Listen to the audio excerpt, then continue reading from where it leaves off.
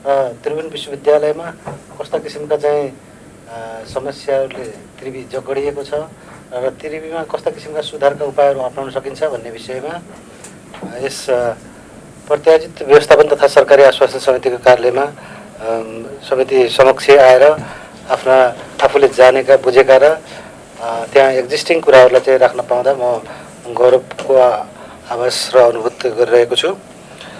यसमा सबैभन्दा पहिला हामीहरू सबैलाई ज्ञात भएकै कुरा हो, त्रिभुवन विश्वविद्यालय एउटा स्वशासित र चाहिँ छुट्टै स्वायत्तता प्राप्त एउटा सेवामूलक संस्था हो र यसमा विश्वविद्यालयका त्रिभुवन विश्वविद्यालय भनेको नेपालकै पुरानो र ज्येष्ठ विश्वविद्यालय अन्तर्गत पर्दछ। यसमा थोरै चाहिँ यो त्रिवी प्रशासनमा सहभागितामूलक निर्णय प्रक्रियामा कस्ता किसिमको चाहिँ प्रावधानहरू छन् र आर्थिक कुराहरू अहिलेको अवस्थामा के कस्तो छन् त्यो थोरै सेयर गर्ने अनुमति चाहन्छु। र हामी सबैलाई थाहा भएको कुरा हो, त्रिभुवन विश्वविद्यालय देशको गौरवमय इतिहास बोकेको विश्वकै ठुलो मध्येको देशको सबैभन्दा ठुलो विश्वविद्यालय हो। आङ्गिक र सम्बन्धन प्राप्त क्याम्पस समेत गर्दा देशको 76वटा जिल्लामा आफ्नो संरचना भएको प्रचलित कानुन अनुसार सार्वजनिक निकायको परिभाषा भित्र पर्ने संस्था हो। विश्वविद्यालयको उद्देश्य पूर्तिको लागि गरिने कार्य सम्पादनको लागि विश्वविद्यालयका विभिन्न तहमा निर्णय गरिन्छ। विश्वविद्यालयको नीतिगत निर्णय गर्ने सबैभन्दा ठुलो निकाय त्रिभुवन विश्वविद्यालय सभा हो। सभाको नेतृत्व कुलपतिले गर्छ, जो देशको प्रधानमन्त्री पनि हो। त्यसपछि प्राज्ञिक परिषद, कार्यकारी परिषद, कार्य समिति, कार्यान्वयन समितिले महत्त्वपूर्ण निर्णयहरू गर्ने गर्दछन्। अन्य परिषद समितिहरू पनि निर्णय प्रक्रियामा सामेल हुन्छन्। हरेक निकायका प्रशासनिक नेतृत्वले पनि निर्णय गर्दछन्। कार्य सम्पादनको लागि गरिने निर्णयको प्रभावकारिताको लागि विभिन्न चरणहरू पार गर्नुपर्ने हुन्छ। विश्वविद्यालयको संरचना हेर्दा नीतिगत निर्णय गर्ने अधिकार सभा परिषद समितिलाई सुम्पिएको देखिन्छ भने प्रशासनिक निर्णय गर्ने अधिकार त्रिवी ऐनले उपकुलपति तथा रजिस्ट्रार र शैक्षिक प्रशासनको विषयमा निर्णय गर्ने अधिकार सभा, प्राज्ञिक परिषद, विद्या परिषद, उपकुलपति, शिक्षाध्यक्ष र डिनलाई सुम्पिएको छ। तर पनि विश्वविद्यालयको निर्णय प्रक्रिया झन्झटिलो भनेर आलोचना हुने गरेको पाइन्छ। त्रिवी प्रशासनको निर्णय प्रक्रियामा निर्णय नहुने नो डिसिजन, ढिलो निर्णय हुने डिले डिसिजन, ऐन नियम अनुकूल निर्णय नहुने रङ डिसिजन जस्ता आलोचनाहरू सम्बन्धित पक्षबाट हुने गरेको छन्। यसर्थ निर्णय प्रक्रिया सुधार गर्नुपर्ने खाँचो छ। यो हाम्रो चाहिँ एक्जिस्टिङ सिचुएसन यस्तो छ। अब यसमा यस्ता किसिमका समस्याहरू हुँदा हुँदै पनि अब हाम्रो विचारमा त्रिभुवन विश्वविद्यालय के गर्नु पर्ला भन्ने कुराहरूमा मैले एउटा समस्या मात्रै होइन कि समाधानको उपाय पनि म हजुरहरूसँग सेयर गर्न चाहन्छु। सङ्गठनमा दैनिक दिनदिनै विभिन्न प्रकृतिका निर्णय गर्नुपर्ने हुन्छ। अधिकार प्राप्त अधिकारीले निर्णय गर्दा निम्न विषयमा ध्यान दिने आवश्यक हुन्छ कि जस्तो हामीले देखेका छौँ। जस्तै एउटा नीतिगत सुधार हुनुपर्ने हुन्छ, कर्मचारीले पालना गर्नुपर्ने नियमहरू छन्, निर्णयकर्ता नेतृत्वले पालना गर्नुपर्ने कुराहरू हुन्छ। यसमा चाहिँ नीतिगत सुधारमा कस्तो भयो भने अझै यो त्रिभुवन विश्वविद्यालय समय सापेक्ष अगाडि बढ्न सक्छ अथवा सुदृढ हुन सक्छ भन्ने कुराहरूमा निर्णय प्रक्रिया सरलीकरण गरी निर्देशिका जारी गर्यो भने विभिन्न नियममा भएका दुविधा हटाउन कार्यदल बनाई काम गर्ने, पुरानो कार्य व्यवस्थापन प्रणाली संशोधन गरी विनियम बनाउने, नीतिगत निर्णयभन्दा विनियम कार्यविधि तथा निर्देशिका बनाई कार्यान्वयन गर्ने, टुक्रा टुक्रा नियम बनाउने परिपाटी अन्त्य गर्ने, पुराना निर्णयहरूलाई सबैलाई पहुँच योग्य बनाउने, नीति नियम र नीतिगत निर्णय नियमित रूपमा वेबसाइटमा राख्ने व्यवस्था गर्ने, एउटै विषयमा एकपटकभन्दा बढी राय नलिने, हरेक महाशाखाले नीतिगत निर्णयका प्रस्तावहरू नियमित तयारी गरी कार्यकारी परिषदमा पठाउने र कार्यकारी परिषदले गर्ने भनी तोकेका बाहेकका कार्यकारी किसिमका निर्णयहरू पदाधिकारीले टुङ्ग्याउने, निर्णय प्रक्रियामा अनुगमन तथा मूल्याङ्कन गर्ने, नियमित पृष्ठपोषण लिने र सुधार गर्ने, निर्णय प्रक्रियामा यी डिसिजन लागू गर्ने, यो चाहिँ नीतिगत सुधारहरू यस्तो किसिमको गर्यो भने समय सापेक्ष विश्वविद्यालयलाई अग्रगमन रूपमा अथवा चाहिँ समय सापेक्ष हिँडाउन सकिन्छ, प्रमोट गर्न सकिन्छ भन्ने चाहिँ हाम्रो ठम्माइ हो। र कर्मचारी पनि एउटा के हुन्छ भने एउटा ह्युमन रिसोर्स भनेको कुरा हजुर हामीलाई सबैलाई थाहा भएको कुरा हो। ह्युमन रिसोर्स बिना कुनै पनि अर्गनाइजेसन चल्न सक्दैन। ह्युमन रिसोर्स भनेको एउटा चाहिँ अर्गनाइजेसनको एसेट्स पनि हो। ह्युमन यसमा यस सन्दर्भमा के भन्ने गरिएको छ भने human resource may comes and may goes but institution goes and forward भनिन्छ। हामीले ह्युमन रिसोर्स भनेको एउटा के हुन्छ भन्दा इन्स्टिट्युसनको अब्जेक्टिभ र फिचर्सलाई ध्यानमा राखेर अगाडि बढ्नुपर्ने चाहिँ हुन्छ। त्यसमा पनि कर्मचारीले आफ्ना केही किसिमका नीति नियम पालना गर्नु नै पर्ने हुन्छ। किन भन्दा राष्ट्र सेवक भएको नाताले अथवा कर्मचारी भएको नाताले कस्ता किसिमको नियमहरू पालना गर्नुपर्ने औचित्य हुन्छ भने त्रिवी ऐन नियम तथा निर्णय प्रक्रिया सम्बन्धी कानुनको पूर्ण परिपालना गर्नु पर्यो।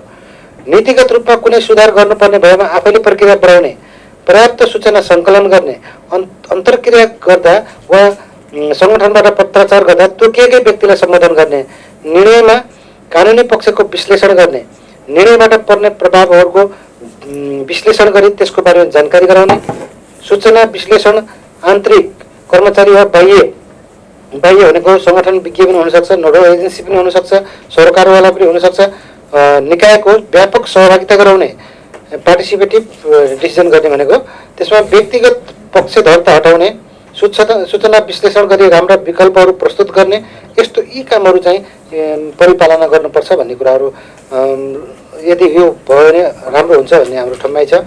र त्यसपछि निर्णयकर्ता अर्थात् अथोराइज पर्सनले कस्तो किसिमको चाहिँ नियम पालना गर्दा राम्रो होला भने निर्णय गर्दा विभिन्न विकल्पहरू तयार र पर्याप्त अध्ययन गर्ने, निर्णय गर्दा एकैचोटि जे छ जे देखियो त्यसलाई भन्दा पनि अतीतका निर्णयहरू र समय सापेक्ष अहिले गर्नुपर्ने निर्णयहरूलाई चाहिँ त्यसको चाहिँ इम्प्याक्ट कस्तो हुनसक्छ अर्गनाइजेसनमा ती कुराहरूलाई चाहिँ ध्यान दिएर निर्णय गर्दा राम्रो होला जस्तो लाग्छ। तदर्थ निर्णय गर्ने र समयमा नै निर्णय गर्ने, डिले डिसिजन भनेको पनि एउटा निर्णय नगर्ने हो भन्ने जस्तो लाग्छ। निर्णयबाट पर्ने प्रभावहरूको विश्लेषण गर्ने, निर्णयमा पारदर्शिता लागू गर्ने, सरकारवालाहरूको तालिममा सहभागिता र निर्णयमा आफ्नोपन कायम गर्ने, अनावश्यक प्रभावबाट टाढा रहने, गलत निर्णयमा समेत उत्तरदायित्व वहन गर्नुपर्ने व्यवस्था गर्ने, अस्पष्ट दोहोरो अर्थ लाग्ने, प्रत्यक्ष प्रभावित गर्ने, द्वन्द्व फैलाउन सक्ने निर्णयहरू नगर्ने, निर्णयहरू गर्दा सूक्ष्म रूपमा लाभ लागत विश्लेषण गर्ने, कार्यान्वयन हुन सक्ने निर्णय निर्माण गर्ने। यसरी यस्तो किसिमले गर्दाखेरि के हुन्छ विश्वविद्यालयमा कस्तो इम्प्याक्ट पर्छ भने हरेक सङ्गठनमा निर्णय गर्नुपर्ने हुन्छ। किन भन्दा डिसिजन नगरिकन कुनै पनि कामहरू अगाडि बढ्न सक्दैन। प्रशासकीय कार्य प्रचुरको पहिलो कार्य निर्णय हो। निर्णय गर्नको लागि हरेक सङ्गठनमा कानुनी प्रावधानको साथै सैद्धान्तिक र व्यवहारिक अभ्यास हेर्ने गरिन्छ। त्रिवीबाट गरिने निर्णयहरूलाई विवेकी, वैज्ञानिक, वस्तुनिष्ठ, व्यवहारिक र जनसहभागितामूलक अथवा यसमा आधारित समय सापेक्ष पारदर्शी बनाई निर्णय गर्न आवश्यक हुन्छ। किनभने विश्वविद्यालय भनेको सबैको साझा सम्पत्ति हो। विश्वविद्यालयका जति पनि निर्णयहरू छन् ती चाहिँ सबै ट्रान्सपारेन्ट हुनुपर्छ, इकोनोमाइज हुनुपर्छ, रेगुलर हुनुपर्छ, एडिक्वेसी हुनुपर्छ भन्ने हाम्रो ठम्मै हो। यसो हो भने विश्वविद्यालयको प्रशासनिक सुधार हुन्छ भन्ने हाम्रो आशा विश्वास छ। र यसै सन्दर्भमा हामीले चाहिँ एउटा आर्थिक पनि हाम्रो सभापतिज्यूले चाहिँ आर्थिक कुराहरूलाई पनि थोरै छुनुभएको हुनाले आर्थिकको पनि एउटा त्रिभुवन विश्वविद्यालय आर्थिक क्षेत्रमा पनि एउटा के हुन्छ भन्दा जहिले पनि त्रिभुवन विश्वविद्यालयको पहिलो समस्या भनेको आर्थिक क्षेत्र नै छ। आर्थिक क्षेत्रले जर्जर भएको छ। आर्थिक रूपले चाहिँ जहिले पनि किनभने यो सेवामूलक भएको छ, सेवामूलक संस्था भएको हुनाले आर्थिक जहिले पनि अभाव हुने गर्छ। र यसमा चाहिँ आर्थिकको कुराहरूलाई हामीले लिनु पर्दाखेरि साङ्गठनिक अवधारणा अनुसार कुनै पनि संस्थाको स्थापना तथा सञ्चालन केही निश्चित उद्देश्य प्राप्तिको लागि गरिएको हुन्छ। निर्धारित उद्देश्य प्राप्तिको लागि संस्थाले अवलम्बन गर्ने विभिन्न क्रियाकलापहरूमध्ये आर्थिक पक्षसँग सम्बन्धित कार्यको उचित व्यवस्थापन गर्नु नै त्यस संस्थाको आर्थिक प्रशासन हो। संस्थामा गरिएका आर्थिक क्रियाकलापको व्यवस्था मिलाउने, सन्दर्भमा आवश्यक बजेटको तर्जुमा गर्ने, बजेट अनुसार आवश्यक वित्तीय स्रोत पहिचान गर्ने, सङ्कलन तथा त्यसलाई औचित्यपूर्ण ढङ्गबाट नियम सङ्गत रूपमा परिचालन गर्ने, गरिएका आर्थिक क्रियाकलापको नियमले व्यवस्था गरे अनुरूप लेखा सिद्धान्त र प्रणालीमा आधारित रहेर लेखा सम्बन्धी व्यवस्थापन गर्ने, गरिएका आर्थिक गतिविधि तथा क्रियाकलापहरूलाई नियम सम्बद्ध रुजु गराउन लेखा परीक्षण गराउने जस्ता सम्पूर्ण क्रियाकलापको व्यवस्थापन गर्ने समग्र प्रशासन नै आर्थिक प्रशासन हो भनेर मैले हजुरहरू समक्ष सेयर गर्न जमर्को गरे होइन। यो चाहिँ यो आर्थिक प्रशासनको चाहिँ यो नियम नै हो। अब त्रिवीको आर्थिक प्रशासन कस्तो छ त अथवा अहिले चाहिँ एक्जिस्टिङ कस्तो आर्थिक प्रशासनले के गरिरहेको छ त भन्दाखेरि त्रिभुवन विश्वविद्यालय राष्ट्रको उच्च शिक्षाको विकास, अनुसन्धानमूलक कार्य तथा दक्ष जनशक्तिको उत्पादन गर्ने उद्देश्यले स्थापित तथा सञ्चालित स्वायत्त शैक्षिक संस्था हो। यो हजुर हामी सबैलाई ज्ञात भएको कुरा हो। त्रिवीले आर्थिक प्रशासन सम्बन्धी कार्यलाई व्यवस्थित बनाउन, आर्थिक पारदर्शिता कायम गर्न र वित्तीय अनुशासन कायम गर्दै सम्बन्धित पक्षलाई जवाफदेही बनाउन त्रिभुवन विश्वविद्यालय ऐन 2049 को अधीनमा रहेर आर्थिक व्यवस्थापनको लागि त्रिवी आर्थिक व्यवस्थापन तथा खरिद सम्बन्धी नियम 2050 को व्यवस्था गरिएको छ। आर्थिक नियमले व्यवस्था गरे अनुसार त्रिवीमा हुने आर्थिक कारोबारको विवरणलाई लेखाङ्कन त्रिवीको लेखा कार्य प्रणाली 2051 अनुसार व्यवस्था गरिएको छ। त्यो त्रिवीको 2051 अनुसार चाहिँ आर्थिक प्रशासन चलिरहेको छ। अब त्रिवी आर्थिक प्रशासन अन्तर्गत के काम गर्छ त त्रिवीले भन्दाखेरि बजेट व्यवस्था अथवा बजेट प्रणाली अन्तर्गत बजेट तर्जुमा गर्छ, बजेटको प्रस्तुतिकरण र स्वीकृति गर्ने काम गर्छ, बजेट कार्यान्वयन गर्छ, आर्थिक स्रोत र कोषको व्यवस्था गर्छ, स्रोत परिचालन गर्छ, लेखा व्यवस्थापन गर्छ, लेखा परीक्षण तथा सम्परीक्षण गराउने काम गर्छ। आर्थिक प्रशासनमा अन्तर्गत देखिएका कार्यहरूलाई त्रिवी ऐन नियम विनियम तथा कार्यविधि अनुसार तोकिएको परिधिभित्र रही कार्य सम्पादन गराउने गरेमा त्रिवीमा प्रभावकारी आर्थिक प्रशासन तथा आर्थिक अनुशासन कायम हुन्छ भन्ने हाम्रो चाहिँ सुझाव हो। त्रिवी आर्थिक प्रशासन अन्तर्गत कस्ता कामहरू हुन्छन् भन्दाखेरि आर्थिक सम्बन्धी नीति नियम र प्रणालीहरूको तय गर्ने गरिन्छ, आर्थिक सुविधा सम्बन्धी निर्णय गरिन्छ, आर्थिक मानव संसाधन जनशक्ति व्यवस्थापन हुन्छ, प्रविधि मैत्री आर्थिक तथा वित्तीय तथ्याङ्क व्यवस्थापन हुन्छ, आर्थिक नियन्त्रण संयन्त्रको निर्माण हुन्छ।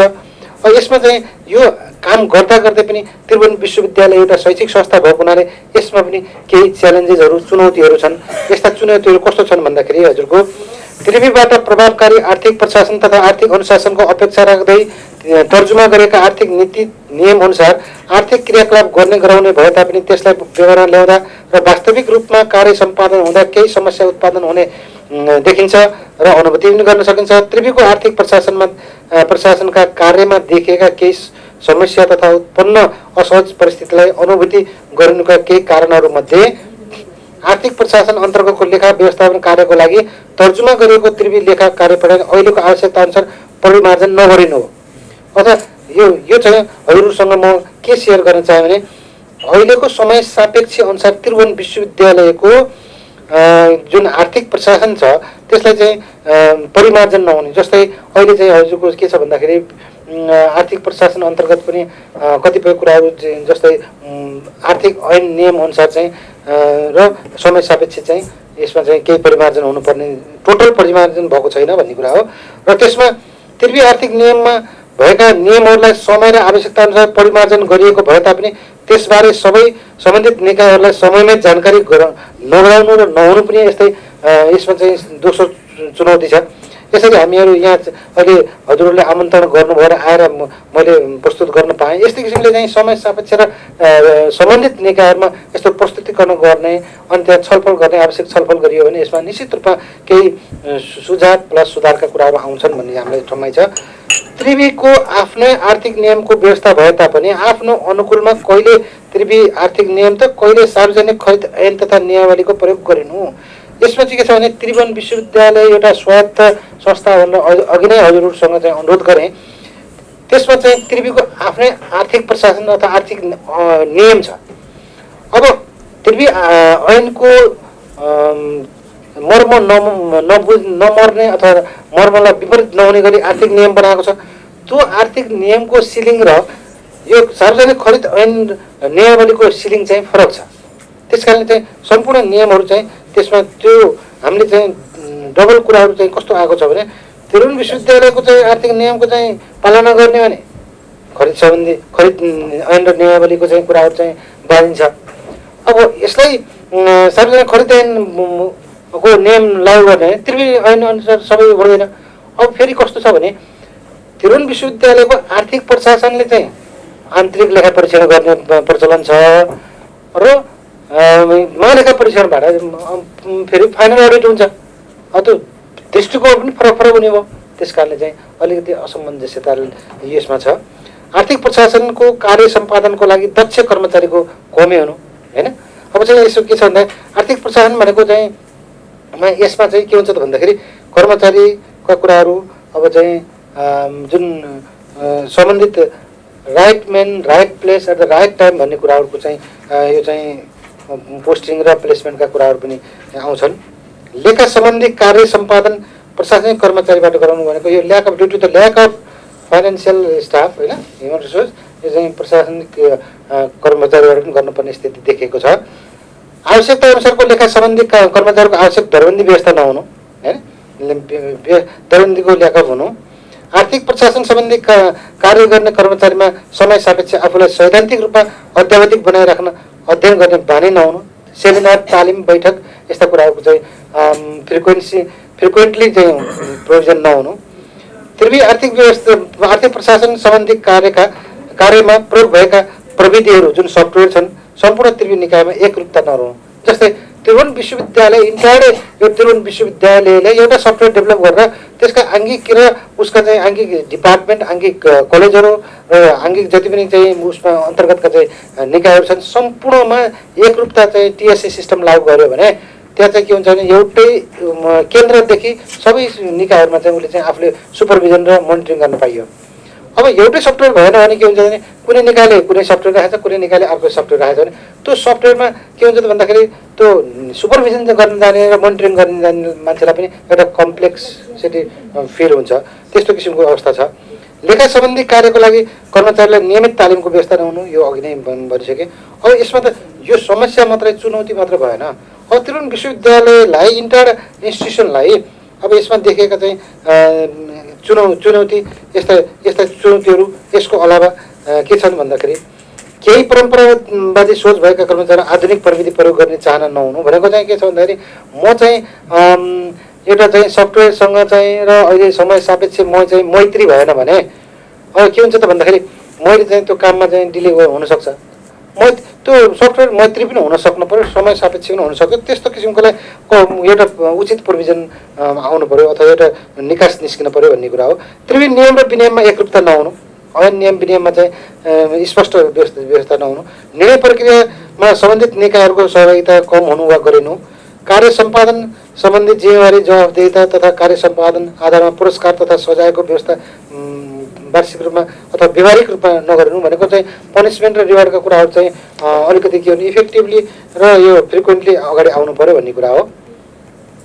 अब यसमा चाहिँ यो चाहिँ चुनौतीको साथसाथै यसमा चाहिँ कार्यगत योजनाहरू आर्थिक प्रशासनमा के हुनुपर्छ त भन्ने कुराहरूमा त्रिवीको लेखा प्रणालीलाई चुस्त दुस्त व्यवस्थित पारदर्शी बनाउनको लागि प्रविधि मैत्री वातावरण बनाउने प्रयास त भइरहेछ, सुरु पनि भइरहेछ। त्यसलाई चाहिँ अब एसुनेज पोसिबल चाहिँ यो प्रविधि मैत्री र समय सापेक्ष गराउनु पर्ने हुन्छ। लेखा व्यवस्थापन कार्यको लागि तर्जुमा गरिएको त्रिवी लेखा प्रणालीलाई समय सापेक्ष परिवर्तित सैद्धान्तिक र व्यवहारिक पक्षलाई ध्यान दिँदै परिमार्जन गर्ने, त्रिवीको आर्थिक नियममा भएका परिवर्तित निर्णय र सन्दर्भलाई सम्बन्धित निकायले समय नै सम्बन्धितहरूलाई जानकारी गराउन वातावरण मिलाउने, त्रिवीमा गरिने आर्थिक क्रियाकलाप सम्बन्धी व्यवस्था गरिएको सम्बन्धित नियमको पालना गरी कार्य सम्पादन गराउने गर्नुपर्छ। र यसमा चाहिँ त्यही अनुसार चाहिँ के हुनु पर्यो भने त्रिवीका सम्पूर्ण निकायहरूलाई त्रिवीकै बजेटको दायराभित्र ल्याउने। के हुन्छ भने बजेट भनेको हजुर हामीलाई सबैलाई थाहा भएकै कुरा हो। एउटा चाहिँ नियमित बजेट हुन्छ, एउटा विकास बजेट हुन्छ, एउटा आन्तरिक बजेट हुन्छ। त्यो एउटा के हुन्छ भने बजेटको दायराभित्र ल्याउँदाखेरि कहिलेकाहीँ बजेटको एक्सिड हुन्छ। बजेट एक्सिड भयो भने त्यसलाई रकमान्तरका कुराहरू हुन्छन्। ती कुराहरूलाई चाहिँ कहीँ बजेटको फ्लो हाई हुने, कहीँ कम हुने, कहीँ त्यो तलब खान अप्ठ्यारो हुने, त्यसले गर्दाखेरि बजेटको दायराभित्र र बजेटभित्र रहेर खर्च गर्ने यस्तो प्रक्रियालाई चाहिँ यसलाई अलिकति प्रभावकारी अनुगमन मूल्याङ्कनको चाहिँ जरुरी छ भन्न खोजेको हो। त्रिवी बजेट कार्यान्वयनको अनुगमन र मूल्याङ्कन प्रणालीलाई प्रभावकारी बनाई कार्यान्वयनमा देखेका समस्या समाधान गरिने, त्रिवीबाट सम्बन्धन प्राप्त क्याम्पसको तथ्याङ्क अद्यावधिक गरिने, लेखा सम्बन्धी कार्यको पारदर्शिता र विश्वसनीयताको लागि ब्याङ्क रिकन्सिलिएसन गर्ने गराउने कार्यको अभियानको रूपमा अगाडि बढाउने। ब्याङ्क रिकन्सिलिएसन भनेको यो टोटल यो फाइनेन्सियल कुरा भयो। ब्याङ्क रिकन्सिलिएसन अथवा रिकन्साइल गर्यो भने ब्याङ्कमा भएको हामीसित भएको रकमहरूको एकदम पारदर्शिता, कसरी खर्च भयो, कति बाँकी छ र कसरी कहाँ गयो भन्ने कुरो ऐना जस्तै थाहा हुन्छ। यो चाहिँ जहाँ पनि हुनुपर्ने कुरा हो, आर्थिकै नियम हो यो। आर्थिक प्रशासनको कार्य सम्पादनको लागि सम्भव भएसम्म लेखा सम्बन्धी प्राविधिक दक्षता हासिल गरेको कर्मचारी व्यवस्थापन गराउने। Right man right place at the right time भयो भने हरेक कुराहरूमा हरेक ठाउँमा चाहिँ चुस्तता दुस्तता र एडिक्वेसी र इकोनोमाइज र ट्रान्सपेरेन्सी रेगुलारिटी हुन्छ भन्न खोजेको हो। र त्रिवी आर्थिक प्रशासनमा हुनुपर्ने कार्यगत योजनामध्ये अब आवश्यकताअनुसारको लेखा सम्बन्धित कर्मचारीको दरबन्दी व्यवस्था मिलाउने, आवश्यक आर्थिक प्रशासन सम्बन्धी कार्य गर्ने कर्मचारीहरूमा समय सापेक्ष सैद्धान्तिक रूपमा अध्यावधिक बनाई राख्न अध्ययनशील हुने बानीको उत्प्रेरित गर्ने, त्रिवीको सम्पूर्ण निकायहरूमा लेखा सम्बन्धी कार्यको लागि इन्टिग्रेटेड सफ्टवेयर बनाई प्रयोगमा ल्याउने। मैले हजुरहरूसँग अघि नै निवेदन गरेँ, इन्टिग्रेटेड सफ्टवेयर भनेको सबै टिएससी सिस्टम अथवा एउटै सिस्टम एउटै सफ्टवेयर लागू गर्यो भने यो चाहिँ के हुन्छ भने एकरूपता आउँछ। सबैमा चाहिँ के हुन्छ भने जस्तै यो ट्रान्सफर भएर एउटा निकायमा ह्युमन रिसोर्स भनेको अहिले एउटा निकायमा छ भने भोलि अर्को निकायमा जान्छ। एउटा निकायबाट सफ्टवेयरमा एउटा काम गरिरहेको छ भने अर्को निकायमा जाँदाखेरि त्यही सफ्टवेयर भयो भने त उसले काम गर्न सक्ने भयो, राम्रो सजिलो हुने भयो। तर अर्को सफ्टवेयरमा अर्को कलेजमा अर्को डिपार्टमेन्टमा अर्को ठाउँमा गएर काम गर्दाखेरि अर्को सफ्टवेयर भयो भने त त्यो फेरि त्यसलाई लर्निङ पिरियड भयो कि उसको लागि। त्यसले गर्दाखेरि यो ह्युमन रिसोर्स र यो काममा निखरता आउनु चाहिँ अलि असजिलो हुने हुन्छ। लेखा सम्बन्धी कार्यको लागि कर्मचारीलाई नियमित तालिमको व्यवस्था गर्नुपर्ने, कार्य सम्पादन जिम्मेवारी सम्बन्धी जिम्मेवारी जवाबदेता र कार्य सम्पादनको आधारमा पुरस्कार तथा सजायको व्यवस्था गर्नुपर्ने, त्रिवी केन्द्रीकृत कन्सल्टेन्सी तथा सेवाबाट केन्द्रबाट व्यवस्थापन गर्ने। त्रिवीबाट केन्द्रीकृत कन्सल्टेन्सी भनेको जस्तै हाम्रो कन्सल्टेन्ट सेवा पनि हामीले यो मर्मत तथा निर्माणका कामहरू हुन्छ।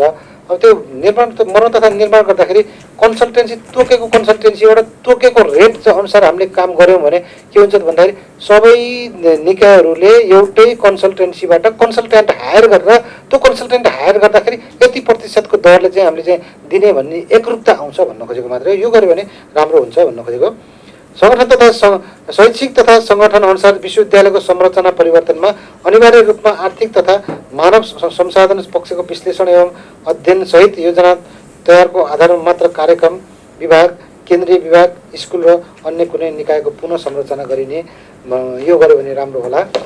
र विश्वविद्यालयको सर्वाङ्गीण विकास र तथा उद्देश्य पूर्तिको लागि सम्बन्धित निकाय तथा सरोकारवाला पक्षबीच समन्वय, सहकार्य, एकताबद्ध हुनु जरुरी छ। यो चाहिँ यो कमन वर्ड हो जहाँ पनि यो अहिलेको चाहिँ इन्टायर कुनै पनि अर्गनाइजेसन मात्र नभएर कुनै पनि संस्था, कुनै निकाय, कुनै इन्टायर वर्ल्डमा पनि एक्लै गर्छु, एक्लै दौडेर अगाडि हिँड्छु भन्ने चाहिँ स्थिति छैन। नेटवर्कको जमाना छ। प्रशासनमा पनि त्यही भन्छ, कोअर्डिनेसन हुनुपर्छ, सहकार्य हुनुपर्छ, एकताबद्ध भएर अगाडि बढ्नुपर्छ भन्ने चाहिँ यो कुराहरू मैले राख्दै त्रिभुवन विश्वविद्यालयको तर्फबाट एउटा प्रशासनिक र आर्थिक कुराहरूमा जुन सचिवले चाहिँ यसो राख्ने चाहिँ मलाई जुन एक किसिमको चाहिँ समय दिनुभएको र यसो आमन्त्रण गर्नुभएकोमा मैले कति मेरो कुराले कति एड्रेस भयो भएन त्यसमा कुनै पनि अब मेरो तर्फबाट चाहिँ त्यस्तो किसिमको केही असजिलो अप्ठ्यारो र बुझ्न परेमा म क्षमा माग्दै मैले जानेको र बुझेको र आफूले चाहिँ देखे भएको कुराहरू यहाँ चाहिँ प्रस्तुत गर्ने जमर्को गरेँ। यो समय र संवाद र को लागि धन्यवाद दिँदै मेरो आफ्नो मन्तव्य टुङ्गाउँछु। हस्, धन्यवाद। धन्यवाद सरलाई।